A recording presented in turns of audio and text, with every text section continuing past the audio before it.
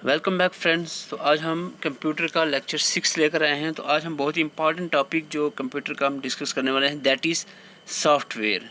अभी तक जो हमने टॉपिक डिस्कस किए हैं सब ने होपफुली वीडियोस देखी होंगी। लास्ट हमने इंटरनेट को डिस्कस किया था, हमने कोशिश की थी कि इंटरनेट को कम्प्लीटली कवर किया जाए। तो आज की जहाँ हम बात करें तो सॉफ्टवेयर को हम ऑलमोस्ट कम्प्लीटली कवर करने वाले हैं। हर एक इम्पॉर्टेंट पॉइंट सॉफ्टवेयर के रिलेटेड हम इसी वीडियो में कवर करने वाले हैं। एंड तक बने रहें। एंड में हम कुछ इंपॉर्टेंट पॉइंट्स हमने रखे हुए हैं जिनसे एग्ज़ाम में क्वेश्चंस पूछे जाते हैं। तो आइए स्टार्ट करते हैं। स्टूडेंट्स, सबसे पहले आपको समझना है कि सॉफ्टवेयर की क्लासिफिकेशन किस तरह की है।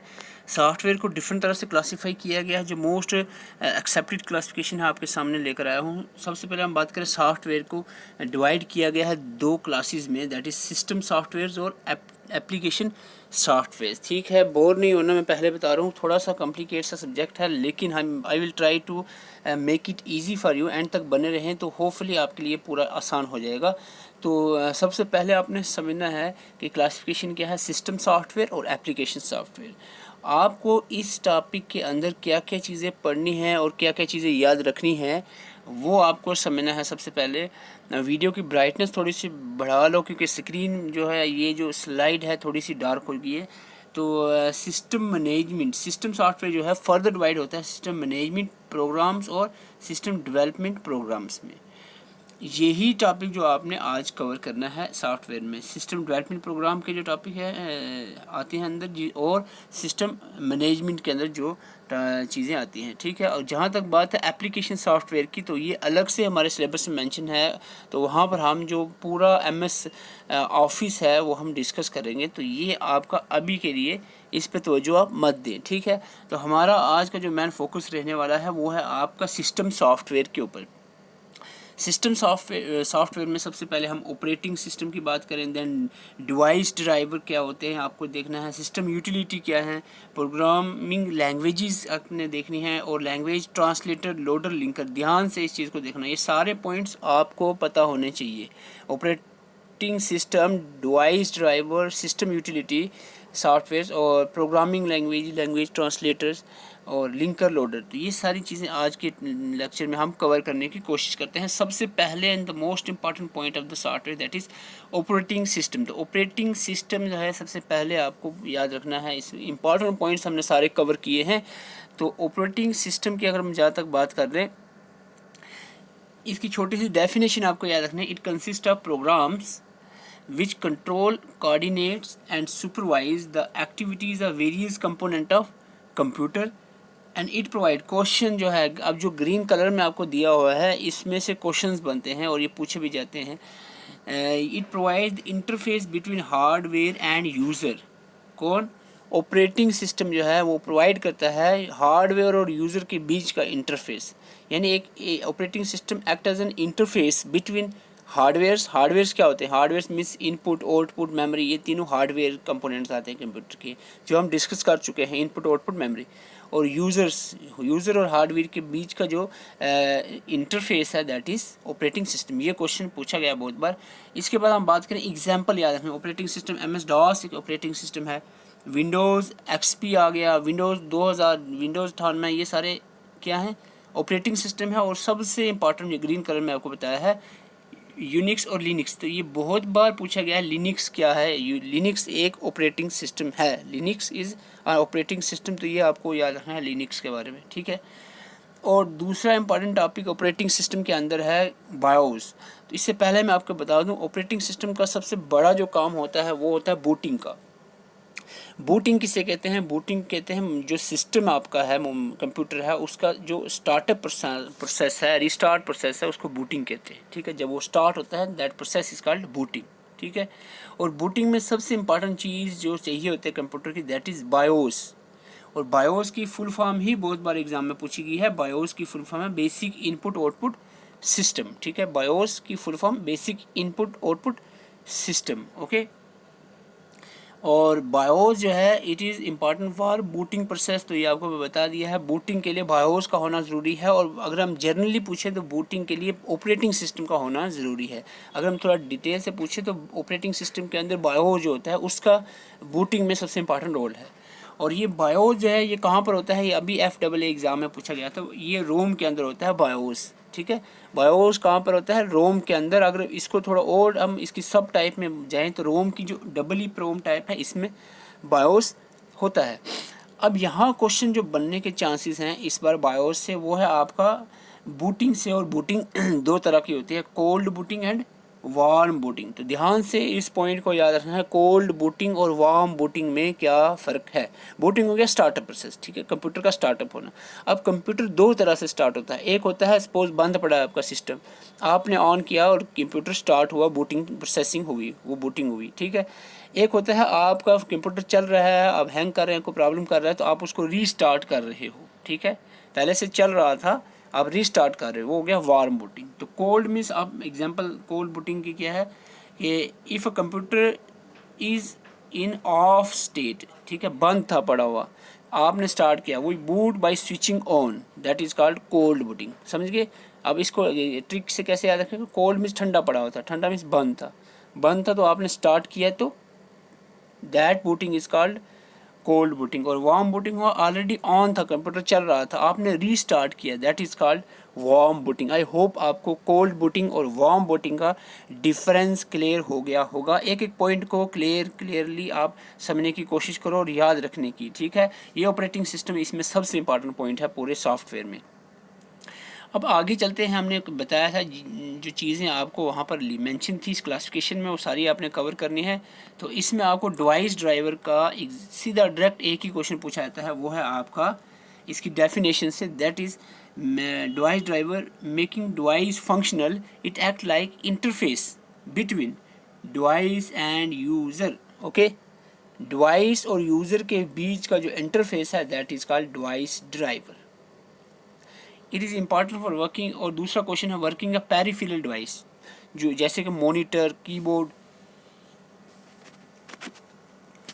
इनकी वर्किंग के लिए मॉनिटर हो गया, कीबोर्ड, पूरी पेरिफेरल होगी, यानी जो बाहर से चीज़ें आपके सिस्टम में अटैच हैं उनके वर्किंग के लिए डिवाइस ड्राइवर का होना ज़रूरी है। जब तक आपके सिस्टम में डिवाइस ड्राइवर सॉफ्टवेयर नहीं होगा, ठीक है, ये एक सिस्टम सॉफ्टवेयर है डिवाइस ड्राइवर, तब तक आपकी जो पेरिफेरल डिवाइसेस हैं वो रन नहीं कर पाएंगे, वो चलेंगे नहीं। तो ये पॉइंट आपने ऐसे समझ के याद रखना है। अब एग्जैक्ट वर्डिंग में यही नहीं पूछा जा सकता क्वेश्चन कि वर्डिंग अलग हो सकती है, चीज़ को आप समझने की कोशिश करो, ठीक है।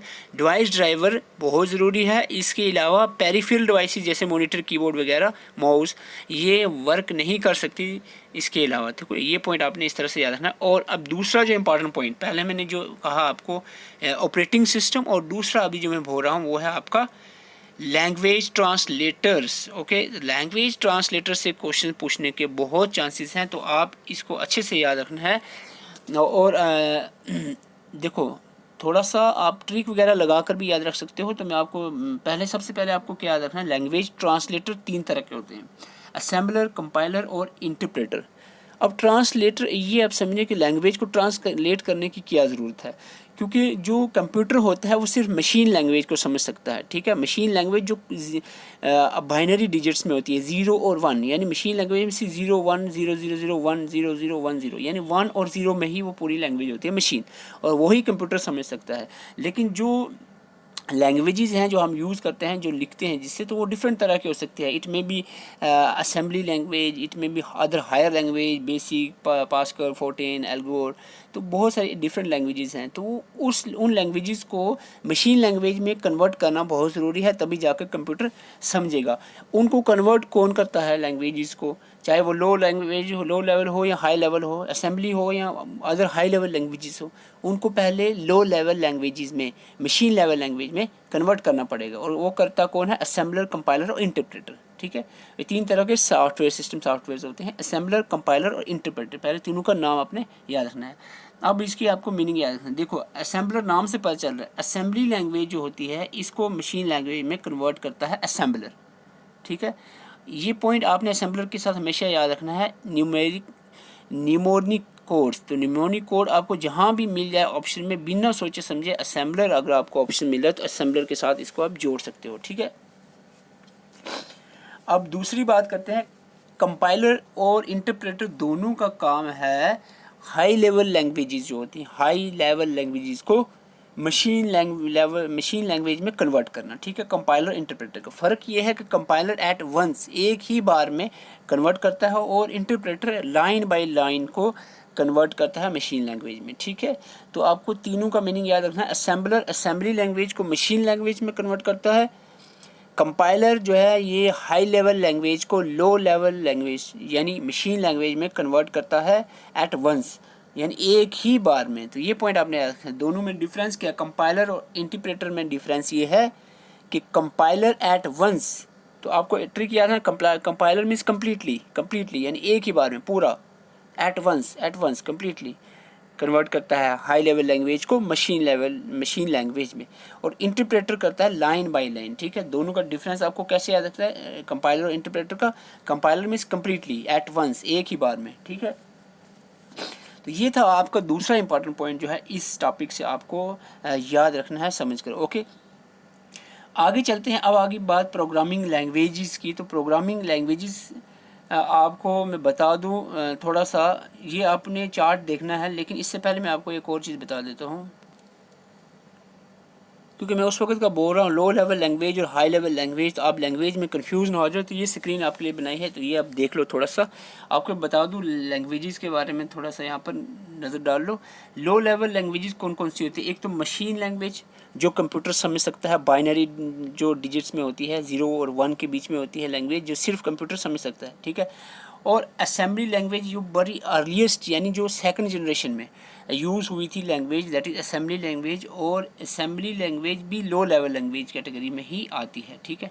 तो लो लेवल लैंग्वेजेस में मशीन लैंग्वेज और असेंबली लैंग्वेज आती है। बाकी सारी जितनी भी लैंग्वेजेस हैं वो सारी हाई लेवल लैंग्वेजेस हैं, ये आपने पहले याद रखना है। बार बार मैं वर्ड यूज़ करूँगा तो आप कहीं कंफ्यूज ना हो जाएं। तो और ये जो हाई लेवल लैंग्वेजेस हैं, ठीक है, इनके बारे में थोड़ा सा देख लेते हैं। सो स्टूडेंट्स, तो यहाँ पर जो आपको मैं बता रहा हूँ हाई लेवल लैंग्वेजेस के बारे में। हाई लेवल लैंग्वेजेस जो हैं ये कुछ इंपॉर्टेंट हैं। तो यहाँ से सबसे पहले तो आपको इनकी फुल फॉर्म पता होनी चाहिए। जैसे कि फोर्ट्रेन की फुल फॉर्म क्या है? Formula translator. एल्गोल की फुल फॉर्म क्या है? Algorithm language. लिस्प बहुत इंपॉर्टेंट, इसकी full form list processing. List की फुल फॉर्म है लिस्ट प्रोसेसिंग, ओके। कोबाल की है common business oriented language. Common business oriented language. Basic की है beginners all purpose symbiotic instruction language. और पास्कल जो है, पास्कल की फुल फॉर्म कोई नहीं है।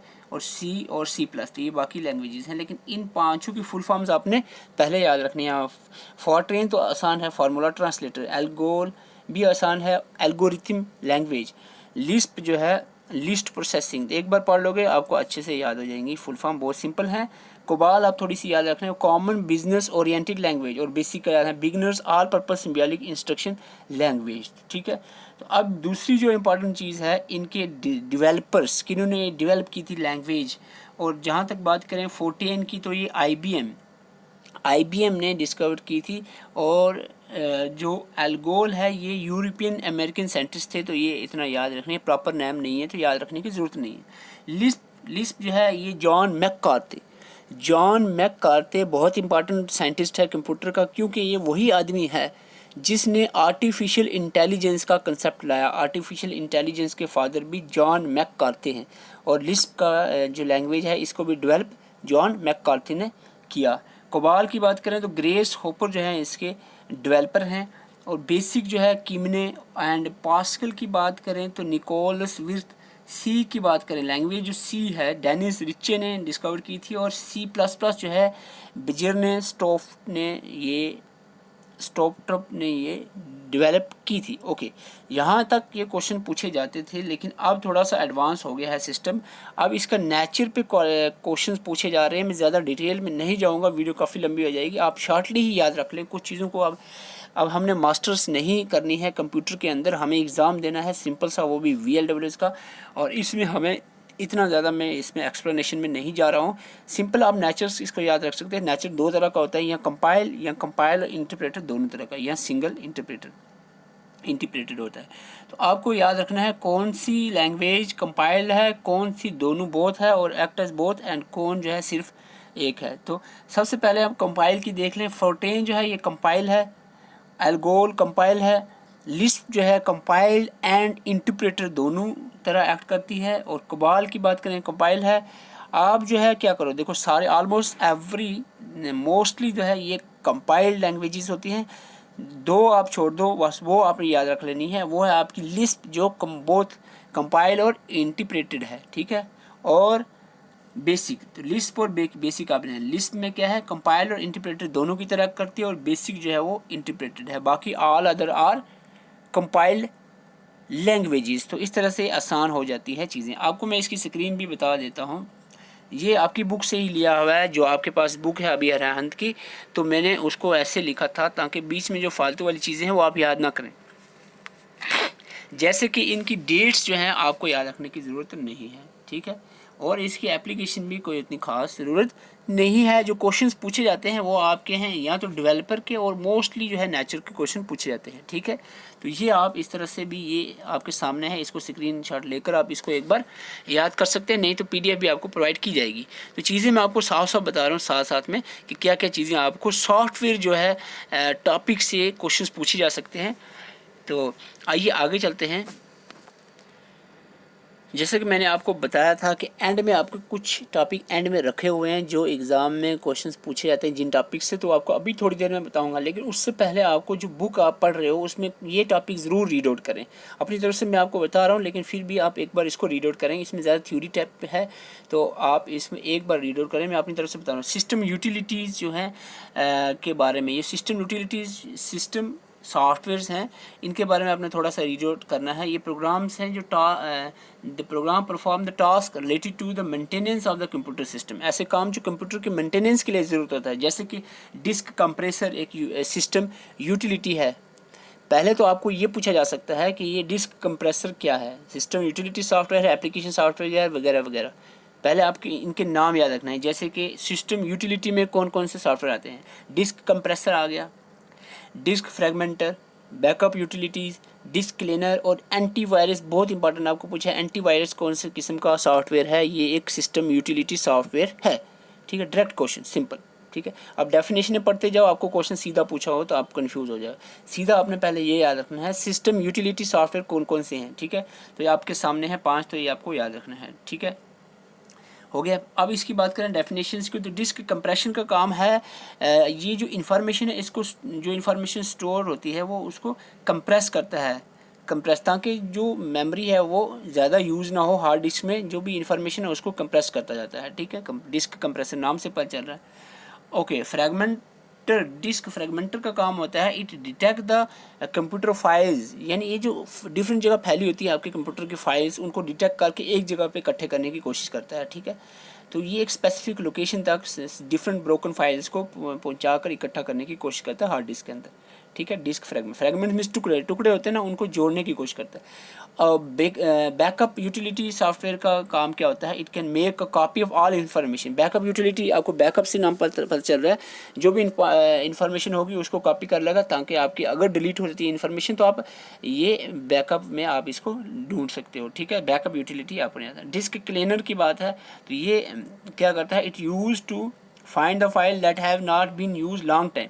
जो काफ़ी देर तक फाइल्स यूज़ नहीं होती हैं उसको फाइंड करके रखता है, और उसको ताकि उसको हम कंप्यूटर से निकाला जाए, डिलीट किया जा सके, और वो कंप्यूटर की सिस्टम को स्लो ना कर सके, कंप्यूटर की जो स्पीड को इंक्रीज़ किया जाए। तो क्लीनर जो है कंप्यूटर की स्पीड को बढ़ाता है, ठीक है, इसके लिए इंपॉर्टेंट होता है। और एंटीवायरस आपको पता है क्या ही है, वायरस के खिलाफ जो है आपको पता है सिस्टम में अगर वायरस आ जाए तो उसको दूर करने के लिए, स्कैन करने के लिए एंटीवायरस सॉफ्टवेयर होता है, और ये भी एक यूटिलिटी सॉफ्टवेयर। आगे चलते हैं, अब बात करते हैं ऑपरेटिंग सिस्टम की। इस पर ज़्यादा बोलेंगे नहीं क्योंकि इसमें क्वेश्चन की कम चांसेस हैं। आगे एंड में 2 टॉपिक हैं आपके जो आपके क्वेश्चन पूछे जा सकते हैं। बैच प्रोसेसिंग ऑपरेटिंग सिस्टम क्या होता है कि जो फर्स्ट जनरेशन में यूज़ हुआ था, फर्स्ट जनरेशन में, ये पॉइंट याद रखना है। और इसमें क्या था कि जो सिस्टम था वो बैचेज़ में काम करता था, यानी एक जैसे 3 काम आपने करना है तो अब 10 काम करने हैं, पहले 3 काम का एक ग्रुप बना लिया, पहले ये 3 काम, फिर ये 3 काम करेगा सिस्टम। तो इस तरह से ग्रुप बनते थे, बैच बन जाते थे वर्क्स के, तो इसको बैच प्रोसेसिंग सिस्टम कहते थे, ठीक है। अब बात करें सिंगल यूज़र ऑपरेटिंग सिस्टम। अब इनकी एग्जांपल्स पूछी जाएंगी, ज़्यादा कंफ्यूज नहीं होना डेफिनेशन में। सिंगल यूज़र यानी ऐसा ऑपरेटिंग सिस्टम जिसको एक ही यूज़र यूज़ कर सकता है, नाम से पता चल रहा है, एग्जांपल है इसकी सॉरी, इसकी एग्जांपल है MS-DOS और विंडोज़ 9X। ठीक है, आपको पूछा MS-DOS किस तरह का ऑपरेटिंग सिस्टम है, सिंगल यूज़र ऑपरेटिंग सिस्टम है। अब मल्टी यूज़र ऑपरेटिंग सिस्टम की बात करें तो इसका क्या होता है कि ये ऐसा ऑपरेटिंग सिस्टम इसको मल्टीपल यूज़र्स असेस कर सकते हैं एक ही टाइम में, तो इसको मल्टी यूज़र सिस्टम कहते हैं। VMS जो है इसकी एग्जांपल है, और बहुत सारे अदर भी मल्टी यूज़र में आते हैं। सबसे बड़ी बात है मल्टीटास्किंग ऑपरेटिंग सिस्टम, एक ही टाइम में काफ़ी सारे काम, जैसे हमारे आजकल के सिस्टम सारे ऑलमोस्ट मल्टीटास्किंग, जैसे मोबाइल है मल्टीटास्किंग, एक ही टाइम में बहुत सारे काम, एक तरफ से आप कोई फाइल डाउनलोड कर रहे हो, एक तरफ से आप टाइप कर रहे हो, एक तरफ से आपने सॉन्ग लगाया, तो मल्टीटास्किंग ऑपरेटिंग सिस्टम जो होते हैं ये इसकी एग्जांपल्स आपके सामने है। सबसे इंपॉर्टेंट है Linux. Linux is a multitasking operating system. में क्वेश्चन बहुत बार पूछा गया है लिनक्स किस तरह का सॉफ्टवेयर है। एक तो ये ऑपरेटिंग सिस्टम है, ये क्वेश्चन पूछा जाता है, और दूसरा आपको पूछा जाए मल्टीटास्किंग है, आपने मल्टी यूज़र है, सिंगल यूज़र ऑपरेटिंग सिस्टम में क्या है, तो मल्टीटास्किंग ऑपरेटिंग सिस्टम है लिनक्स। इसके अलावा यूनिक्स और विंडोज़ 95 भी मल्टीटास्किंग ऑपरेटिंग सिस्टम है। आगे चलते हैं, टाइम शेयरिंग और रियल टाइम शेयरिंग को डिफ्रेंशिएट करना है आपने। तो देखो एक छोटा सा डिफरेंस है इसके अंदर। टाइम शेयरिंग क्या होता है कि जो सिस्टम है वो अलो करता है multiple programs simultaneously share the computer resources.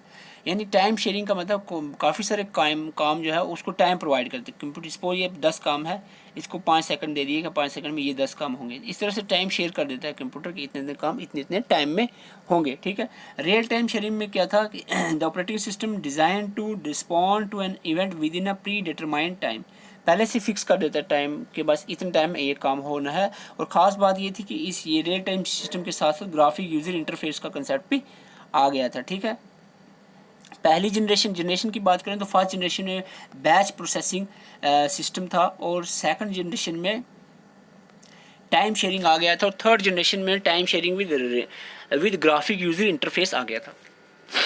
Okay, थोड़ा सा काम लग गया है, सॉरी।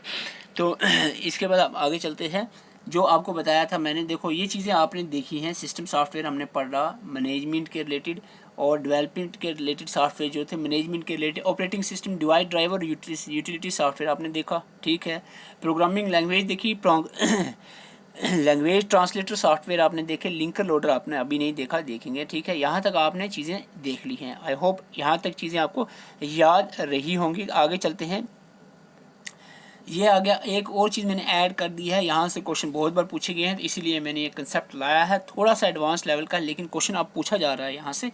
तो आइए थोड़ा सा देख लेते हैं, बहुत सिंपल है।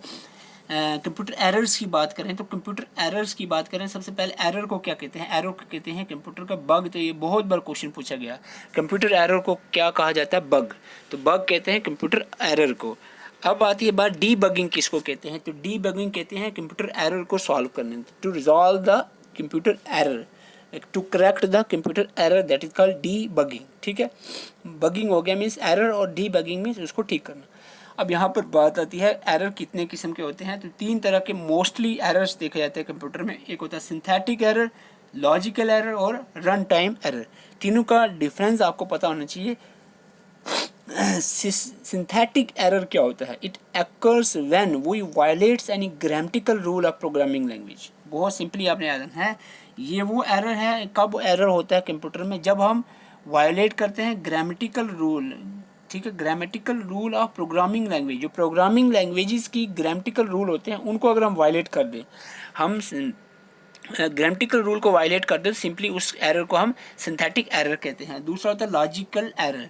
लॉजिकल एरर होता है it occurs in the output of the program, its presence leads to undesired incorrect output. तो इसको अपने सिंपल याद रखना है, ये ऐसा एरर है जो आउटपुट में आता है। ठीक है, सिंथेटिक तो इनपुट में आता है, यानी अगर हम ग्रामेटिकल रूल को वायलेट करते हैं इनपुट डालने में, हम कुछ इनपुट देते हैं वो ग्रामेटिकली सही नहीं होगी तो एरर आएगा सिंथेटिक एरर।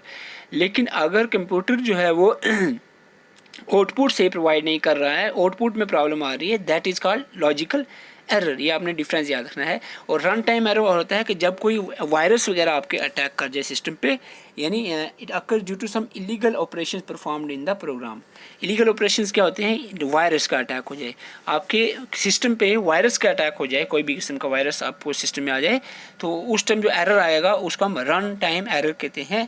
मोस्टली सिंथेटिक और लॉजिकल एरर का डिफरेंस आपने याद रखना है, इनमें से क्वेश्चंस पूछे जाते हैं। एक और क्वेश्चन देख लेते हैं, लिंकर और लोडर का डिफरेंस, ये आपको बता चुका हूँ। सिस्टम सॉफ्टवेयर है, सबसे पहले याद रखना है। लिंकर क्या होता है? Linker is an important utility program that takes the object files produced by the assembler and compiler and the other code to join them in a single executable files। Linker का काम, link आपको पता है, linker नाम से पता जा रहा है, ये डिफरेंट जो फाइल्स होती हैं, डिफरेंट जो कोड्स होते हैं, उनको ज्वाइन करता है। ज्वाइन करने के बाद एक सिंगल एक्सिक्यूटेबल फाइल बना देता है, यानी ऐसी एक सिंगल फाइल जिस पे काम की प्रोसेसिंग हो सके। ठीक है, डिफरेंट फाइल्स और कोड्स को जोड़कर कंपाइल करके ये एक सिंगल एक्सिक्यूटेबल फाइल बनाता है। लोडर का काम होता है virtual components is a virtual component है ऑपरेटिंग सिस्टम। वर्चुअल कंपोनेंट का मतलब है इसका वाइटल कंपोनेंट है, यानी एक मेन इंपॉर्टेंट पार्ट है। और ये जो लोडर है, इसके बारे में एक क्वेश्चन और याद रखना है। लोडर जो कंप्यूटर की रैम मैन मेमोरी होती है, मैन मेमोरी के बीच में ही होता है। ठीक है, मैन मेमोरी के बीच में ही होता है लोकेटेड, और इसका काम है accountable for loading the program and libraries. ये जो प्रोग्राम्स एक्सिक्यूटेबल फाइल्स होती हैं जो लिंकर ज्वाइन करता है, उसको ये लोड करके आगे प्रोवाइड करता है मैन मेमोरी को, ताकि प्रोसेसिंग सिस्टम को, सीपीयू को प्रोवाइड करते ताकि प्रोसेसिंग हो सके। ठीक है, अब एक छोटा सा डिफरेंस इनमें याद रखना है, वो क्या है कि main function of linker is to generate executable file. Linker का काम है एक्सिक्यूटेबल फाइल, यानी जो अभी जिन पे काम होना है उनको जनरेट करता है। और whereas the object of the loader, loader का काम है load the executable file to the memory. ये जो फाइल एक्सिक्यूटेबल फाइल है, इनको मेमोरी तक लोड करता है। तो ये अब यहाँ होपफुली आपको यहाँ से क्लियर हो गया होगा। इसका काम है लिंकर का जनरेट्स द एक्सिक्यूटेबल फाइल, और लोडर का काम है एक्सिक्यूटेबल फाइल को मैन मेमोरी तक लोड करना है। ठीक है, क्योंकि लोडर होता ही कहाँ पर है? मैन मेमोरी के अंदर। ठीक है, ऐसे आपने याद रखना है। ओके, तो ये चीज़ आपने देख ली है। तो okay, so this is all about from the software. I hope आपको अच्छा लगा हो। मैंने पूरी कोशिश की, इसमें टाइम काफ़ी लग गया, 2-3 दिन आपके बीच में हमने पोलिटी और हिस्ट्री भी इसीलिए चलाते हैं ताकि आपको कंटेंट जब बनता रहे। देखो बहुत सारे एस्पिरेंट्स ने कुछ गुस्से में होते हैं, कुछ बड़े पोलाइट मूड में रहते हैं कि आप कंटिन्यू क्लासेस नहीं कर रहे हो कंप्यूटर की। देखो कंटेंट अच्छा अगर आपको चाहिए तो थोड़ा सा टाइम लगेगा। कंटिन्यू अगर क्लासेस करेंगे तो मेरे पास जो पहली PDF है कंप्यूटर की बनी, उसी पे से में आप गुजारे वाली बात हो जाएगी। अगर आप चाहते हो कि गुजारे वाली बात हो जाए तो फिर आप कंटिन्यू क्लासेस मांगो। ठीक है, अदरवाइज़ बीच में 1-2 अगर कोई गैप आ जाता है, उसमें आप पॉलिटी हिस्ट्री या जनरल अवेयरनेस को भी साथ में टच रखेंगे, ताकि कंप्यूटर के जो लेक्चर्स हमारे प्रोवाइड किए जाएं वो क्वालिटी के साथ प्रोवाइड किए जाएं। ठीक है, इसमें कोई भी हम किसी भी तरह का हम कह सकते हैं वो टाइम पास वाली बात ना हो। ठीक है, आई होप आपको सारी चीज़ें समझ आई होंगी। एक बार अगर समझ नहीं आई, एक बार फिर से रिपीट करके इस वीडियो को देखो, और फिर बाद में जब इसकी जो PDF मिलेगी उसको भी पढ़ो, और साथ में जो बुक में ये जितने भी कंसेप्ट आपको यहाँ बताए, अपनी बुक से भी इसको एक बार रीड आउट करो, साथ साथ में तैयारी करते जाओ। अगर कोई गैप आता है तो अब टेंशन मत लिया करो, कंटेंट मैं बना रहा हूँ, उसी पर टाइम लगता है, इसीलिए आपको बीच में कोई गैप आ जाता है, किसी दिन वीडियो कंप्यूटर की नहीं आती। तो क्योंकि बाकी हिस्ट्री, पॉलिटिका और जनरल अवेयरनेस का मेरे पास कंटेंट रेडी है, उसमें वीडियो बनाना आसान होता है। कंप्यूटर का कंटेंट अब इस लेवल का, जिस लेवल पे JKSB के क्वेश्चंस आ रहे हैं, उस तक का लेवल का बनाने में थोड़ा टाइम लग जाता है, तो इसीलिए आपको थोड़ा वेट करना पड़ता है। Thank you for watching. नए हैं तो चैनल को ज़रूर सब्सक्राइब करें ताकि हम कंप्यूटर और जनरल अवेयरनेस का सिलेबस जल्द ही कंप्लीट कर सकें, और चैनल को सब्सक्राइब करें और वीडियो को ज़रूर लाइक करें। Thank you for watching.